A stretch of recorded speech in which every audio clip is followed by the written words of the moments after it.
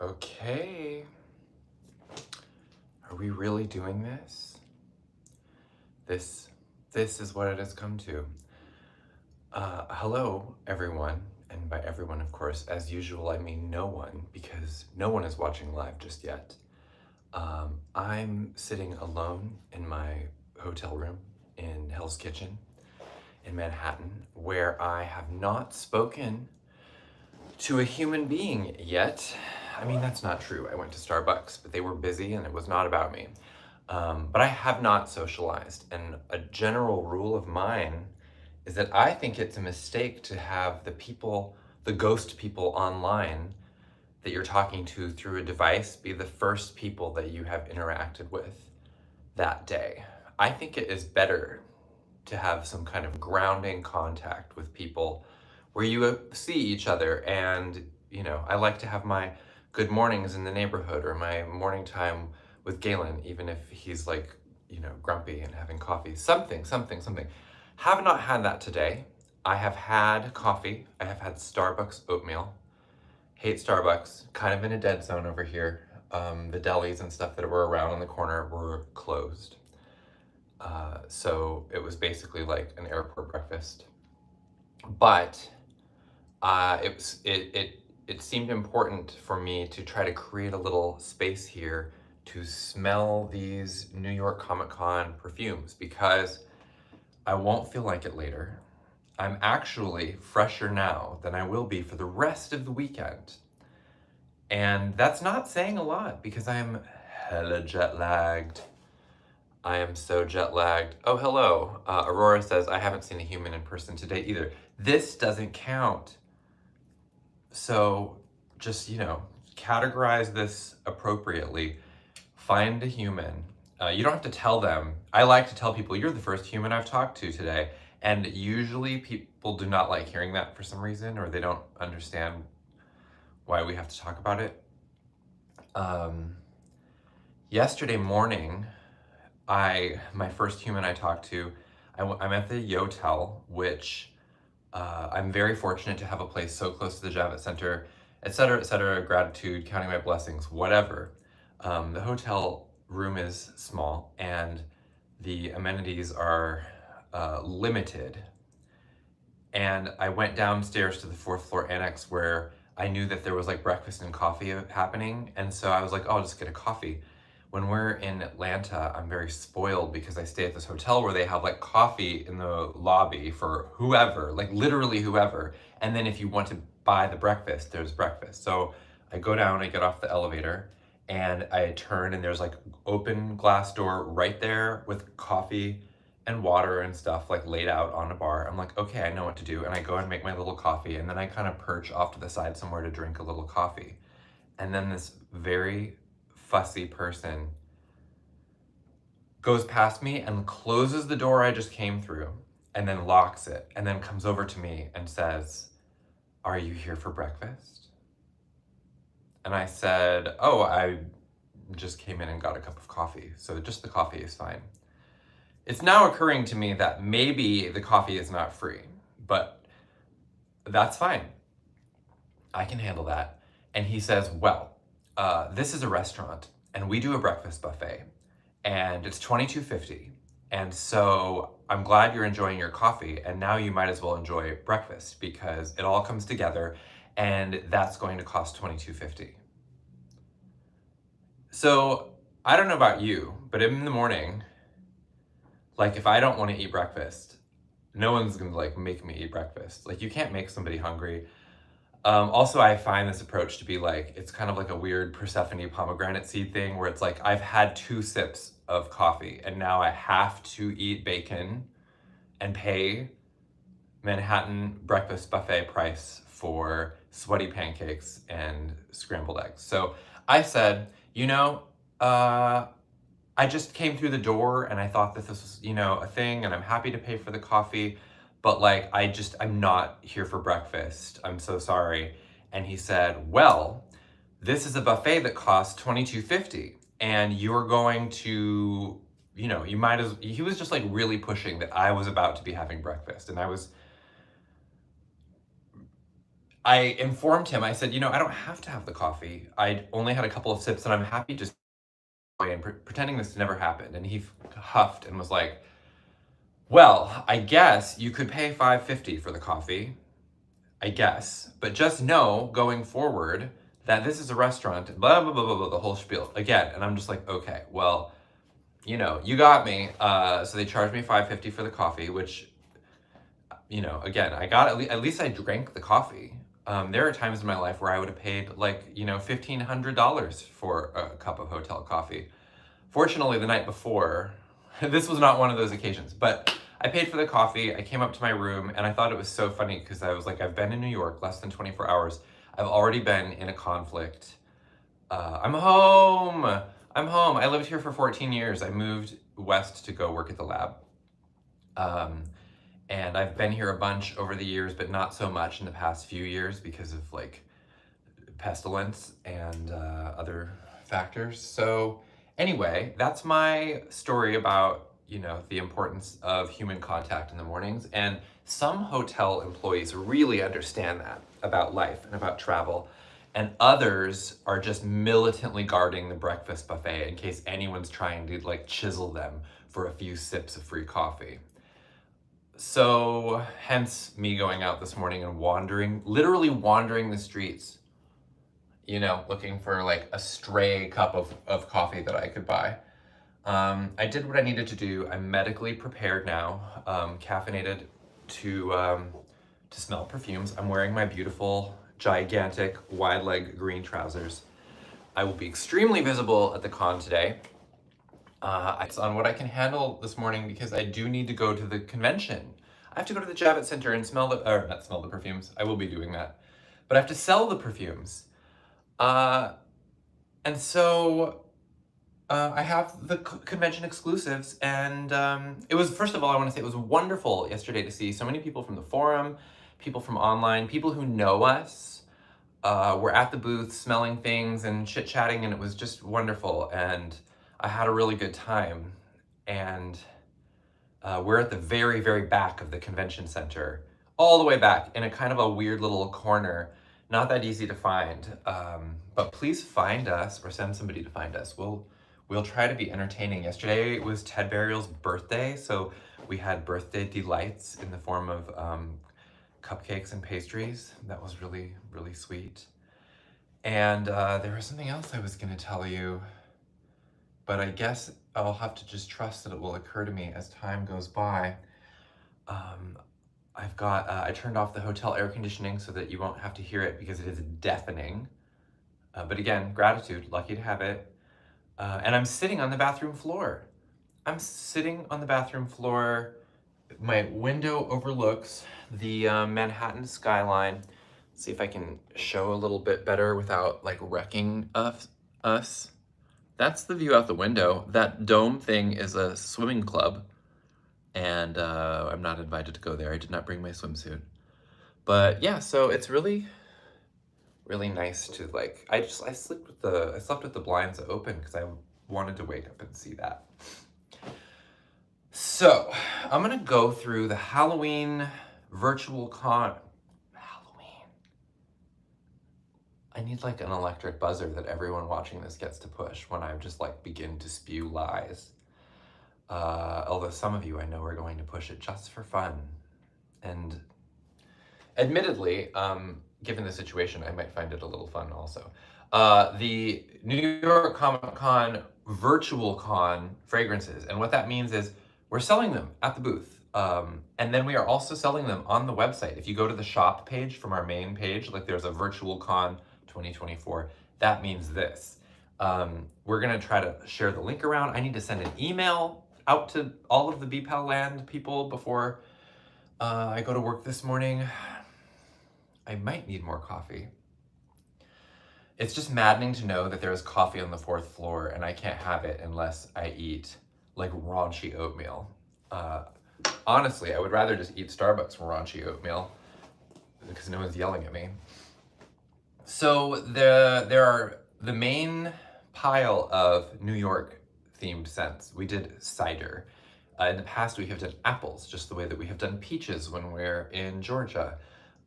just, you know, where you show people that you know where you are. And maybe a lot of people in New York don't give a shit about apples. How do you like these apples? They're just like, but that's the theme. And then also though, because we know, you know, we do try to cast a bit of a wider net.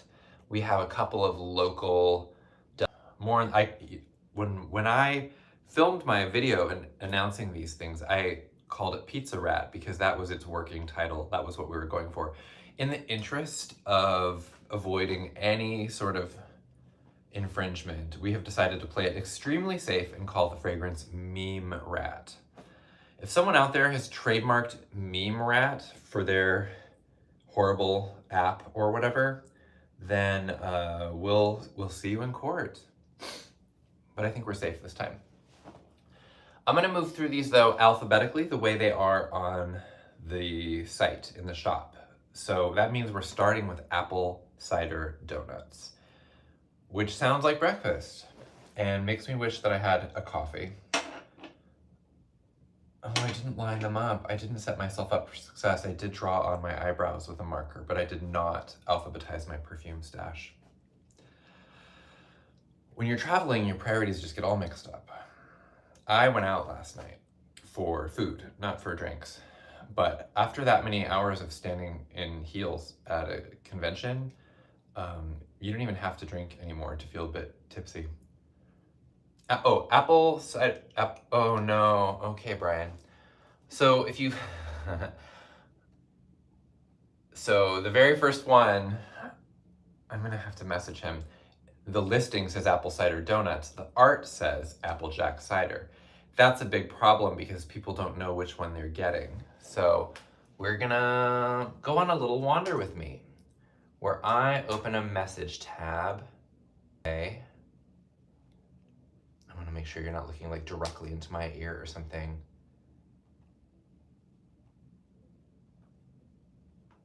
Hi team. I'm live right now on YouTube. Smiley face. And just realized the art and the art doesn't match the listing for this fume. Fixable? Question mark? Or just our new dystopian reality? Okay, so welcome to Mission Control, Crisis Center. What we're doing is we're sniffing apple cider donuts because that is the product listing. The scent says, the secret to this treat is the apple cider reduction infused in the dough. What you dunk it in is up to you. I have nothing to dunk it in. I have nothing. I have nothing but this view and a beautiful, you know, like pussy bow scarf and an open chat window with our tech overlords. Well, I have to say this is pacifying. This is like a really lovely, crisp apple cider smell. Really smells quite fresh. I'm not apple cider. And I have no problem with that. I kind of thought it would have a more crazy pastry vibe, but honestly, having had a lot of coffee, maybe it's best that I don't just like smell an extremely fried, fattening donut at this moment.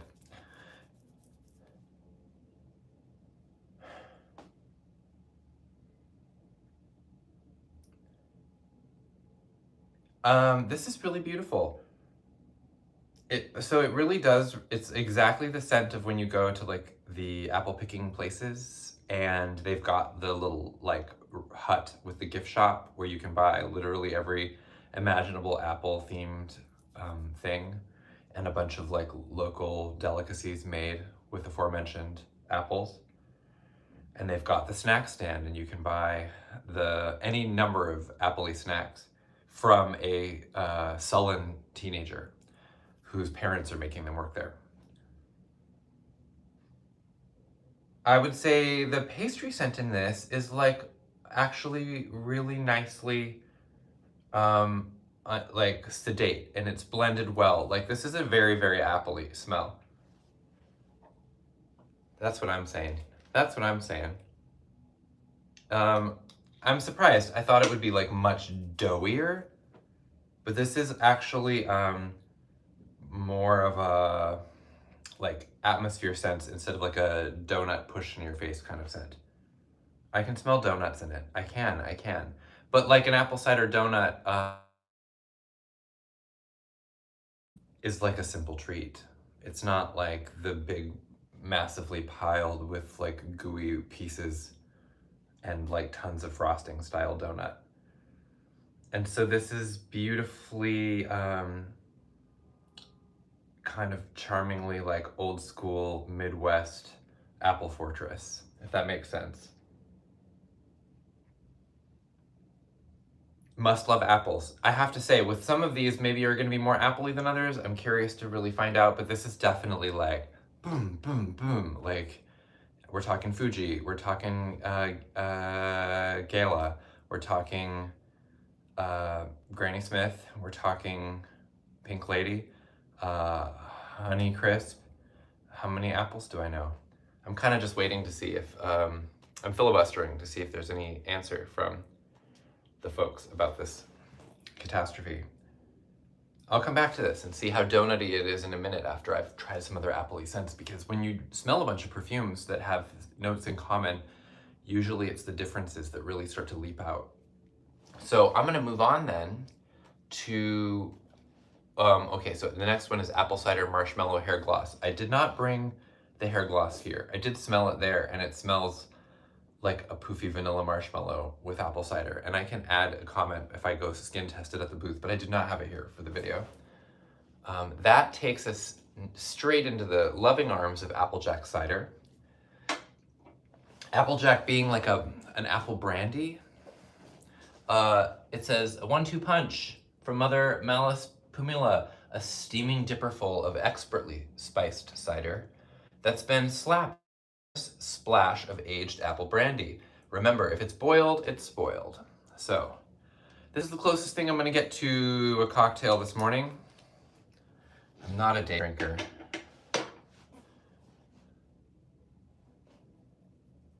Oh, I didn't smell it I skipped a step, I'm sorry.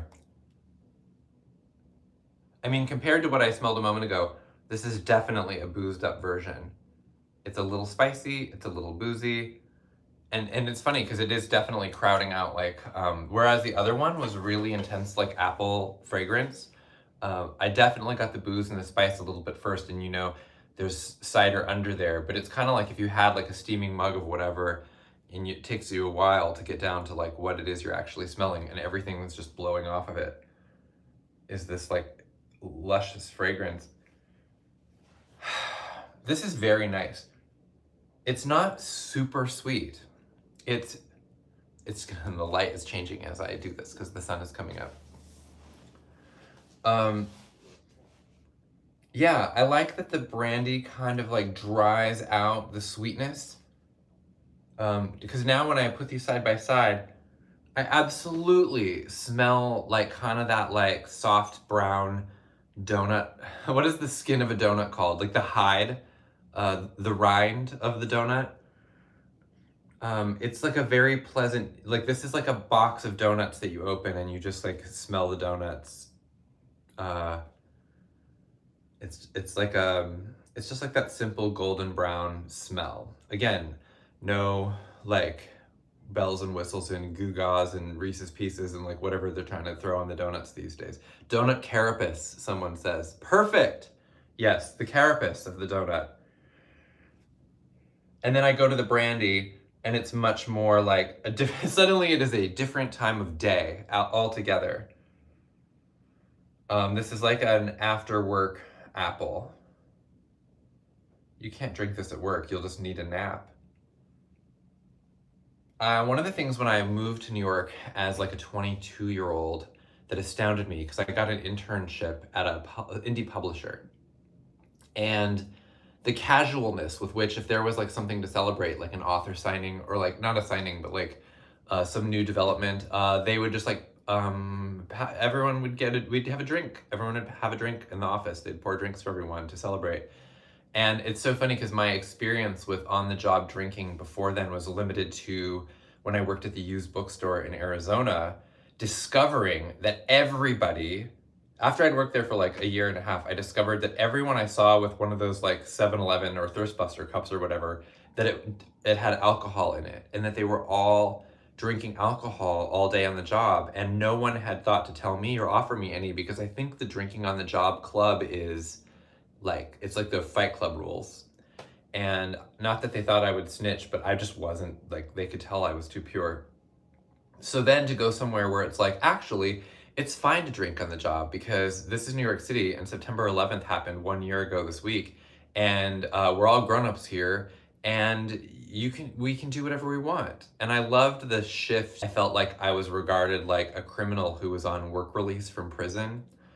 And part of that is because I worked the kind of jobs where some of my coworkers were criminals on work release from prison, who were dropped off like by a bus and then like picked up by a different bus. So yeah, it was the metropolitan culture where it's like, oh, we can all have a little, we can have a nip at 1 p.m.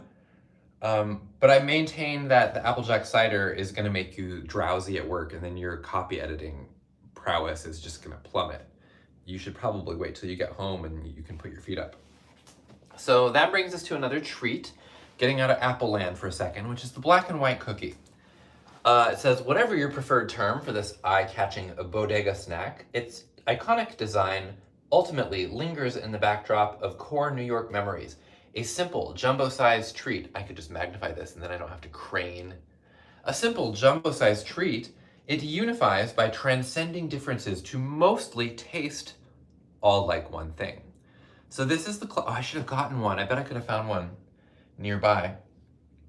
Just to have here to model. I mean, most people I think understand what the black and white cookie is. It's a big, flat, round, puffy cookie. And it's half chocolate fondant, half white fondant, which I won't even say is vanilla flavored. It is white fondant. So it's got a sweet kind of cap of smooth frosting, and it's a puffy kind of pale cookie underneath. And what I think is nice about this is it's very honest. This is not a complex scent concept, because the treat is like, I don't want to say that it's bland, but it's definitely, we'll say it's like it's a safe bet. So also, we did receive one complaint lecturing us for calling it a bodega snack, because they're like, bodega is a Spanish word and this is a Jewish delicacy. Please stop embarrassing yourselves. So I want to just say that I took that challenge and embarrassed myself so much harder by writing a lengthy response about the cultural history of Jewish identity in New York and how it overlaps with all sorts of other cultures, because of everyone having to share the same paltry real estate offerings that were afforded to people in minority subcultures, and how I had to make like a stirring case for how bodega culture is as Jewish as it is Spanish or anything else. And we will never stop embarrassing ourselves. You just have to roll with it. And there's a siren. I should probably wait a second. That's someone having my emergency coffee delivered. So, right, someone says that we have them in all kinds of establishments. I think I wrote in the email, I was like, obviously I could also get one at, say, a Jewish delicatessen. But if I'm going to get a dessert at a deli, wouldn't I want to maybe pick something that I couldn't already just get at home at my corner bodega? Like, I could get something a little more special than a black and white cookie. They are there. Also, it's just like a couple of sentence description with it. And if one of those two things is a stumbling block in any way, I'm happy to slow it down and go into the emails with people. I was not nasty to this person. But it is funny because one of the things that we had be struck a line from this about how there's like disagreement about what these cookies are even called. And then I thought it was funny that someone had a quibble like anyway. That is iconic. I'm happy. Again, it's just part of the New York experience. So let's sniff this fucker.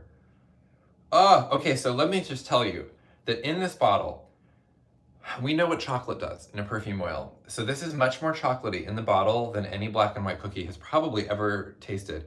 I know, okay, do you eat the black half first? Do you, because it's got the chocolate and everyone is like, okay, I bet that chocolate's pretty good. I probably would eat the chocolate first, even though I know that that curses me to just eating the plain white half of the cookie secondarily in a kind of a the substance style, like throwing everything, the delicate balance out of whack descent. So yeah, I guess it's appropriate to be served the chocolate first in the bottle. I'm gonna free up some skin. Oh no, we know we're warm. We must be cruising into the half-hour mark of the video if I'm actually finally rolling up my sleeves. Ooh, if I spilled this oil on my nice pants, I would be so sad. Okay.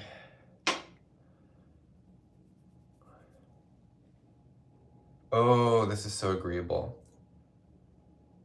I don't want to start a fight with anybody, except for that sad person on the 4th floor. I might start another fight with that person. I'm going to say something controversial right now, though, and I'm going to say that smelling this fragrance is better than actually eating a real black and white cookie. I just think that I can enjoy this more. It's like a little bit more of a rich experience than I think the cookie is. It's going to be longer lasting, and it's not going to really slow me down the way one of these cookies would. So yes, I'm happy to report that, in fact, as predicted, the chocolate has kind of retreated back to its half. It's like now on its side of the Marsha Jan, masking tape bedroom line, staying over there. And now I smell what I recognize as like a Bee Pal, like cakey cookie smell, because it really is it's a very cakey cookie. If I say that any more times, I'm gonna lose my mind. Cakey cookie, cakey cookie. And then there is this like a little kind of an edge of like, I would say, a vanilla fondant. And I don't mean like it's harsh or anything, but it's not like a super like rich buttercream situation. It's just kind of like an interesting like flat, like there's not like a depth to that vanilla, which I don't know how a perfumer even accomplishes. That's with the chocolate kind of hanging out in its quadrant and a kind of like a flat vanilla. There is much more of an opportunity for that cakey cookie quality to take over. And that's what I think the scent is mostly. Just like with the scent, mostly what you get is the cookie. Just like with the actual cookie, in the scent, what you get is the cookie. I'm losing it, folks. It's gonna be such a long day. I'm going to a show immediately after the floor closes today, and then I was invited to go from the show to the after party for another friend's show. And like, I'm not gonna get back in this room to even like wash my face or pass by a toothbrush until like 10 p.m.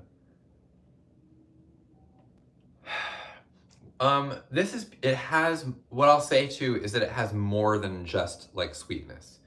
It's not just like a super foodie cookie smell. It has,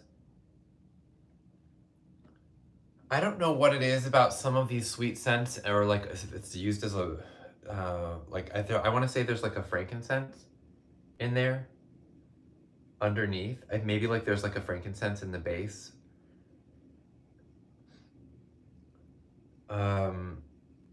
But there's something kind of like drying out the sweetness in there and giving it just like a really lovely like texture. And I'm just gonna attribute it to frankincense. And I would welcome people to come and smell it and test it on the skin at our booth and prove me wrong. That's right. No, I don't have any strength for fighting now. I'm running out.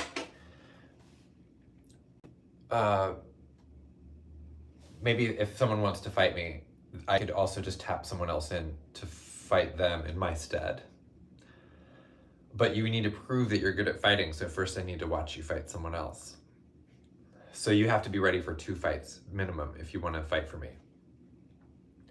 Maybe 3, because maybe we should fight also, so that I know you're a proper proxy. So 3 fights. If you've got 3 fights in you, then you can fight for me.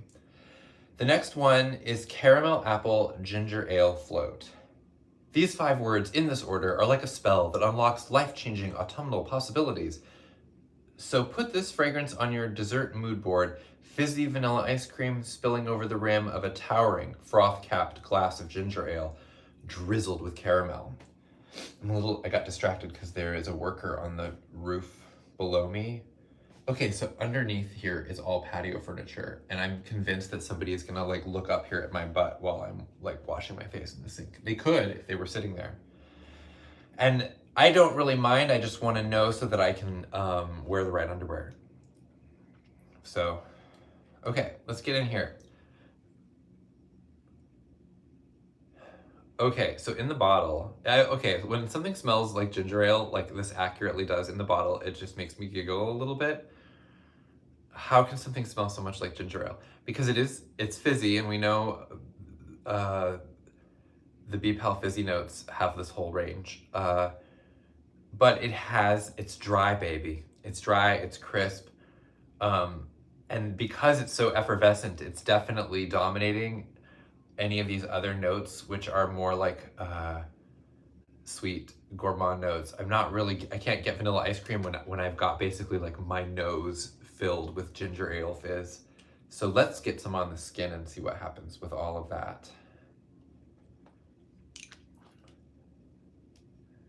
This guy is down there just like, well, he hasn't seen me yet, but I'm pretty conspicuous. I hope that he thinks I'm a ghost, but he knows he's at a hotel. But a hotel has ghosts, so I wish I was wearing something scarier. It's like, it's me, a gay ghost. No, he's gone. It's me, a gay ghost. Like Casper. Galen loves the Casper movie with Christina Ricci, and I never grew up with any real fondness for it and was like a little too old when it came out, but so we rewatched it recently because he finds it endlessly entertaining. And it's not that it's not, but it's also so weird to me that this whole movie is about this weird asexual blob ghost like trying to get a girlfriend. Wow. I'm so fascinated by what a ginger ale scent this is. I have to say that yes, now, struggling up from underneath this beautiful, crisp, dry, gingery effervescence, I am totally sensing these sweeter, more delectable gourmand notes. But I have to say that I think you're gonna have to love the ginger ale phase of this in order for this to work, because like that is there and it's gonna be there for a minute. And that is what you presumably came for, because otherwise you just would have had a dish of ice cream with all of these things on it. I just don't want you to be delusional about how you ended up here. When Ashton and I were in Minneapolis recently, he took me to an ice cream shop that I ordered. He said I should order the child size, and I did. And the woman, and I say woman even though I think she was like 16, labored for like 5 minutes piling up in a little Dixie cup, like ice cream this tall. It was fully like a pint and a half of ice cream. Child size. Child size. I had to throw half of it away. It was delicious. Yeah, so this is one of those things that this is gonna be a real slow burn. It's gonna be a real pleaser because it's just getting sweeter gradually. Like there is caramel coming through. But if it's just like vanilla ice cream and caramel are not imposing notes. So as this ginger ale fizz burns off, you're just gonna be treated to like a smoother and sweeter fragrance. And I like putting something on that I know is gonna be giving me something like an hour from now. It's like a time-released pain reliever capsule. So you just know that having taken it is like good, and that like later you'll just be so glad that you know took this step. I love the ginger ale. I would wear it just for that. It's got that, like, I love it when the ginger, I love two things. I love it when the ginger is super sweet and sticky, but I also love it when it's super dry. And you just get a sense of like the kind of interesting heat, like herbal tonic qualities of the ginger, where it's like, oh, it's like, I don't want to say this is medicinal because it's not, but where it's just like consuming something that is going to do something interesting to your body. That's why I think I love the pickled ginger on the sushi plate we've had at Topple. Okay. So, but as I'm smelling this like beautiful caramel is like blooming up from underneath. And I just know it's gonna be hanging out here, and then in 45 minutes, I'm gonna smell like this warm, sticky caramel with like a hint of ginger fizz. And that's almost better than getting to talk to a human first thing in the morning. The right perfume can really set you up for success, even if every human in the world seems to have conspired to ruin your life. So, what is, oh, it's the tiles. I'm like, what is that down there? That's like, I thought it was like a reflection of my computer keyboard in some bizarre way. Okay, let's move on. We're heading right into hot buttered apple cider. I feel like I have been sentenced to some kind of like strange Greek mythology afterlife, where I spend 6 months in the underworld smelling apple cider perfumes. I do have it, hot buttered apple cider, and the artwork on the website matches the listing. So that will be nice for people who are trying to figure out what the fuck is even going on. It says, sometimes we find it purely impossible to function without the kind of hot drink that leaves an oil slick in the cup. Here's a crisp apple cider scent for those who can relate, complete with melted buttery swirl. Please note this oil is vegan. I was joking to Beth about what a difference it makes like to someone's personal aesthetic and palate, because like a hot margarined apple cider really just doesn't have the same ring to it. But there is no actual butter in the set. Ooh, okay. Okay, well, this is different. It definitely smells warm immediately. And part of that is because of the butter, because I can't explain it, but butter is usually a warm smell. We have some cool butter smells.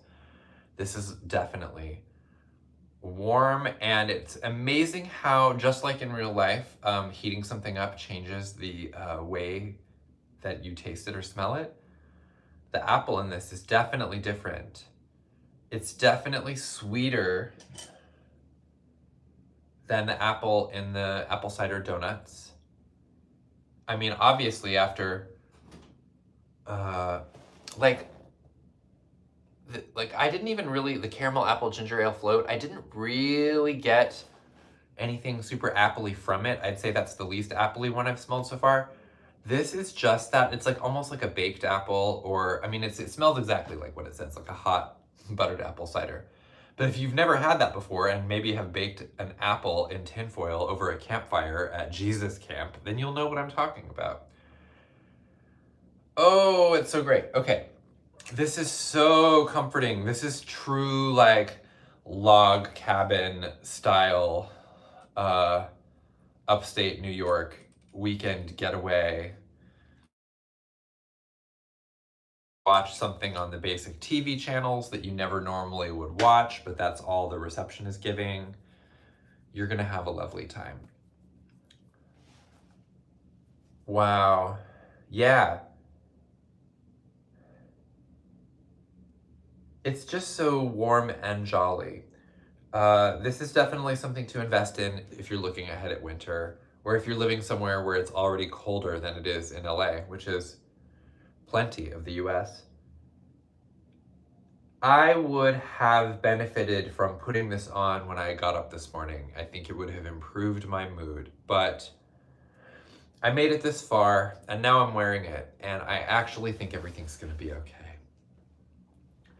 That would be like a great moment for like a bird to hit the window or something. Wow. It really, I mean, it does smell quite buttery, I will tell you. It's such a great combo. Like, I went back up my arm to the apple cider donuts, and this is like what I would want to dunk it in. Like, it's great. Like, it's two, these would layer well together, or would be great worn, you know, side by side. They complement each other really well. Because I would say that, you know, the apple cider donut, again, is kind of like a cold donut. And then you've got this wonderful warm smell, and they just feel, I love like a warm and cool fragrance tone combo. That's why I love the pumpkin spiced absinthe so much. It's got like the warm tones and the cool tones, and it's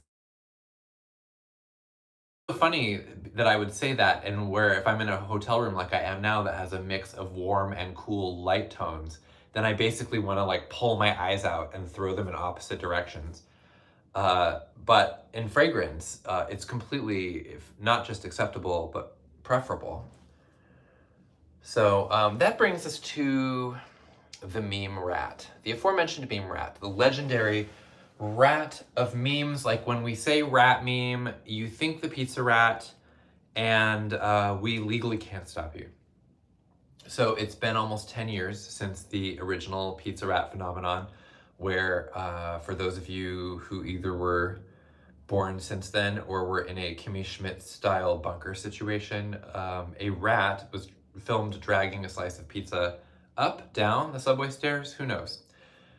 But the video went viral, and now I think meme rat, pizza rat is like actually like the New York Comic Con like mascot or something, which I don't know if we knew this when we developed the scent. I don't know what Beth knows or when she knows it. We are legally distinguishable entities, even if we're not always indistinguishable in like the copywriting of a scent description.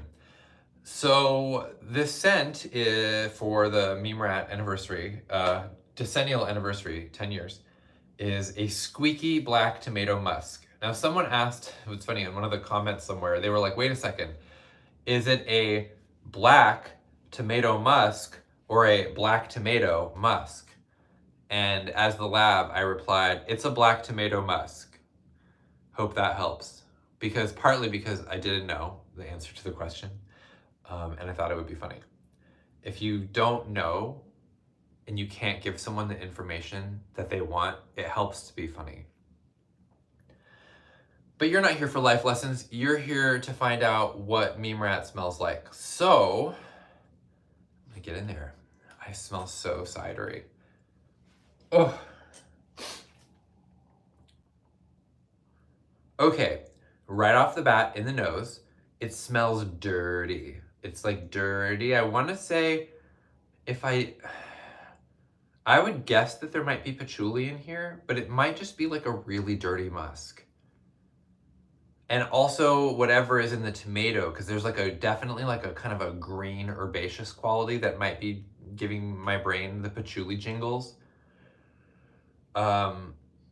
Interesting. Okay, so this is like, it smells, okay, so recently it's like the cat with sparrows, cat hunting sparrows or whatever in the Felis Silvestris perfume series, and that one was like a really beautiful, like fresh garden smell that was like an almost idyllic, like I'm gardening smell. This is a bit grungier for sure, but it does have that kind of beautiful vegetable freshness and like an interesting creepy dark musk. So I'm gonna put some on. I'm just, you know, in a hotel room by myself, smearing rat-themed fragrances on my body's outer covering, and have this hotel right now. But just remember that the breakfast costs $22.50. So don't get cute when you get to the 4th floor.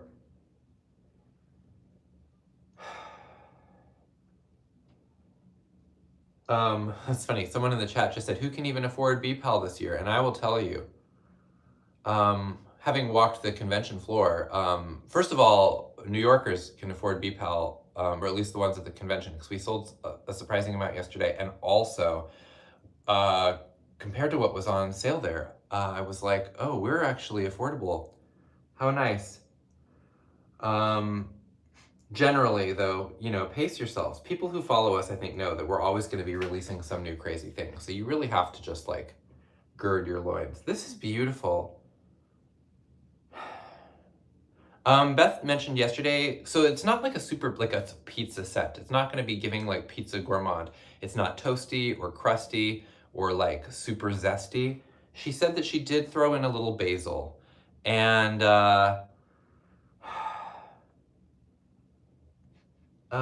that's what, so there's a beautiful, interesting freshness here. It doesn't smell, it smells like fresh tomato and a bit like of the, I would say the basil is, there's like a green, and it's not super like a tomato sauce, like a rich cartoon red Ninja Turtles pizza sauce. And then this musk is like, it's both very enveloping, but it's not super aggressive. It's kind of a nice, quiet, dirty, dark musk. So overall, this is a kind of an interesting earthy and fresh scent. The musk isn't reading as like cologne-y to me. I think it's beautifully understated considering how crazy a rat perfume could have gone. Like if Beth wanted to draw, like perfume-wise, a kind of an insane rat fink style rat with like, did my computer die? No, it's not. With like, you know, stoned eyes and like a kinky tail and like green stink waves, she could have made that scent. But in a way, I think this is like a lovely blessing for people who want something special, and also actually do want to smell good. This would smell, I mean, it's kind of got like a lovely, I guess it's because of like the musk, I was gonna say almost like an aftershave quality. Yeah, just like surprisingly delicate. It kind of really makes one think of like the rat behind the phenomenon. Just this small creature that only weighs so much and only has a limited awareness of what's going on and is not like, does not consider themselves to be a celebrity. Has no great ambitions other than to frisk about in the muck and eat as much pizza as possible. The humility of the pizza rat, I think, goes unsung. So not anymore.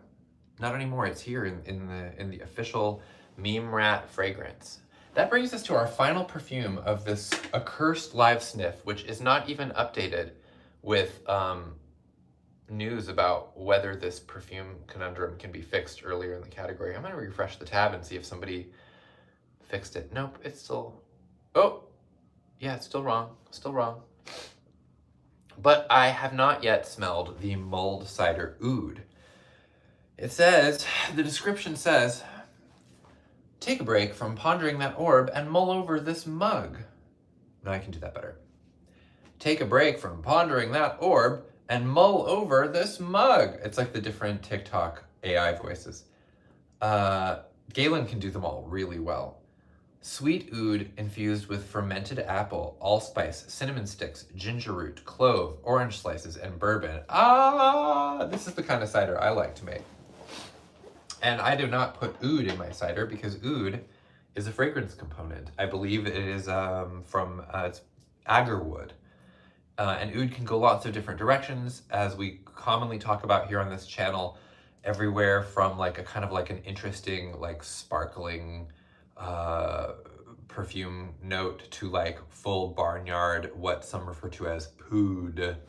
So let's find out what's in there. I love the way that the text printed out on this font. It's really cute.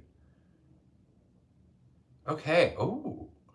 I like looked at the label to make sure I'm smelling the right one, and that is a certain amount of self-doubt I think is really valuable to my audience. The moment I start getting really confident, you should all get terrified.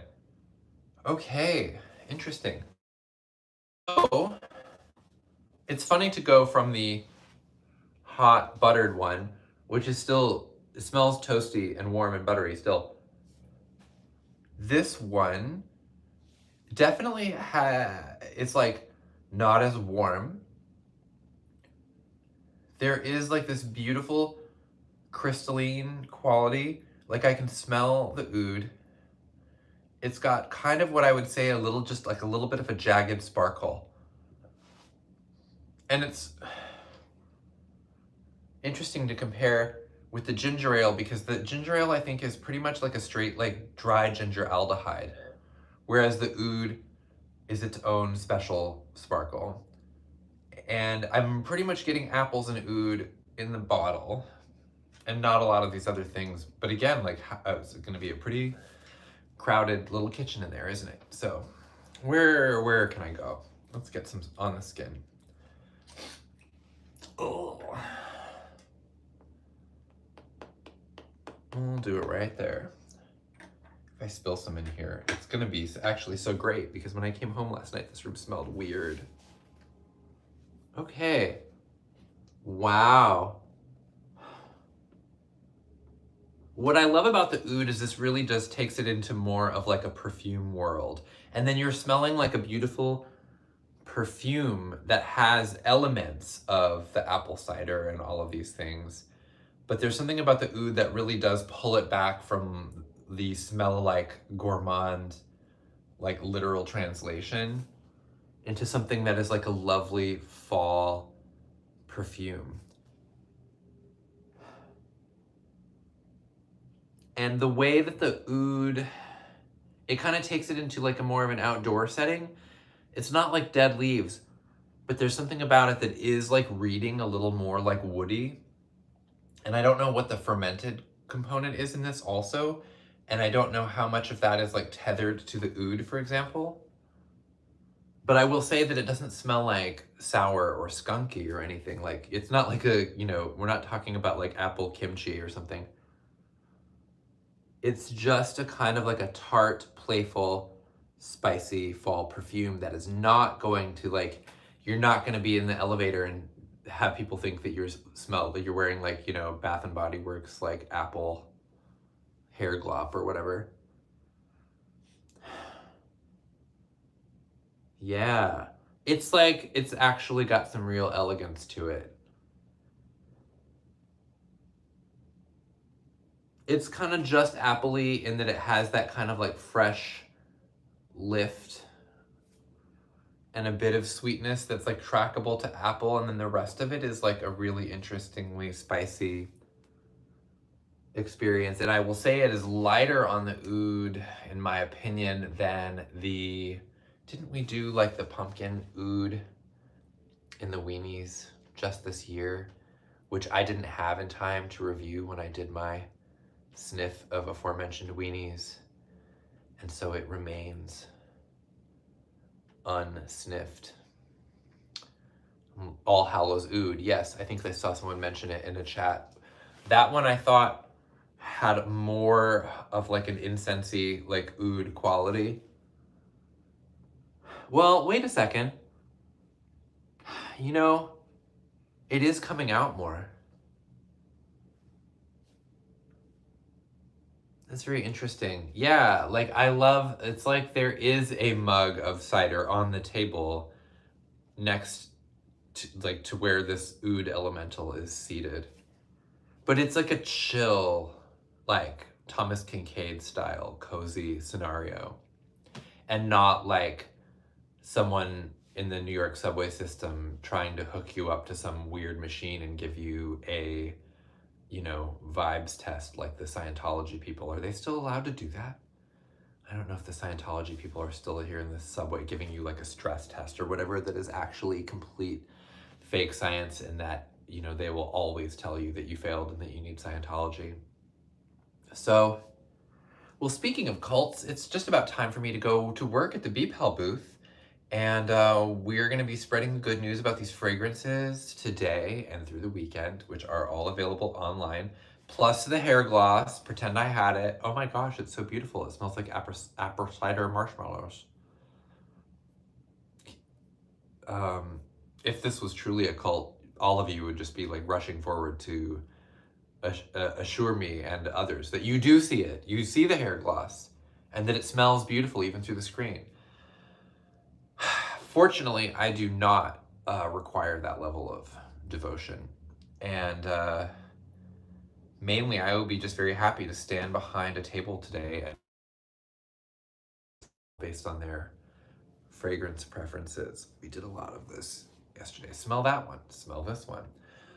We have partnered with a wonderful comics artist person, and we're going to be announcing new fragrances that are also available at the con. I'm gonna have a busy weekend sniffing in the mornings before work. So I invite you to join me if you're not too tuckered out from looking at my big dumb face. I can always try to point the camera a little more toward the city, which, by the way, look how it's waking up. All these people, I can see pretty much directly into the apartments over there at night. And we're in a kind of an arms race right now at night to see who can put on the best show.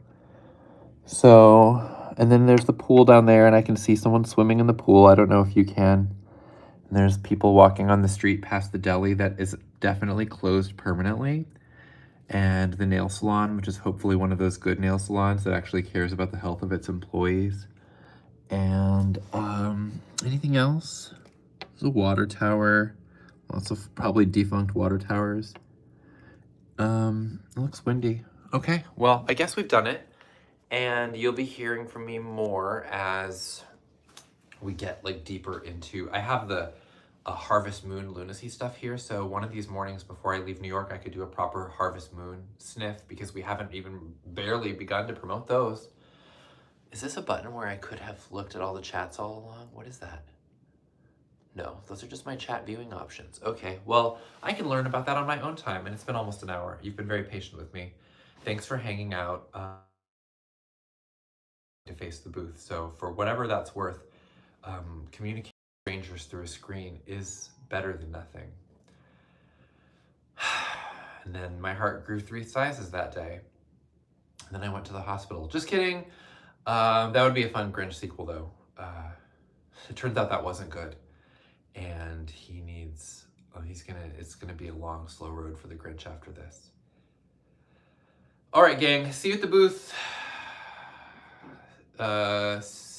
Keep on fuming. Everyone says hi. Bye.